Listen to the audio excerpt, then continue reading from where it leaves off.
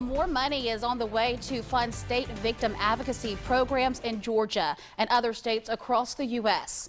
Attorney General Jeff Sessions made that announcement during his time in Macon today, citing a significant increase in violent crimes across the nation. 41 NBC's Joy Dukes was there, and she joins us now in the studio with more.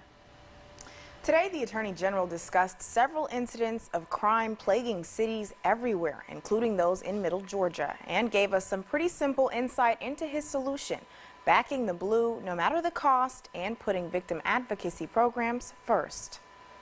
2 years. We had a 20% increase in homicides in this country. That's how long Attorney General Jeff Sessions says violent crime has steadily been going up. We are faced with a surging, unexpected rise in crime after about 30 years of declining crime. During a news conference Thursday, Sessions cited turning that trend around as a top priority. We want to make sure that the tools are there, federally and state, where we can, to keep the career criminals behind bars and to protect the public. For his office, that means helping the 85% of law enforcement agents across the country who do their jobs at the local and state levels. The Department of Justice, both in this administration and in the previous administrations, have really helped us through the Project Safe Neighborhood initiative. Sessions announced a large shift in the office's focus, giving billions of dollars to states for victim advocacy service programs. So almost all of the funds, $3.3 billion,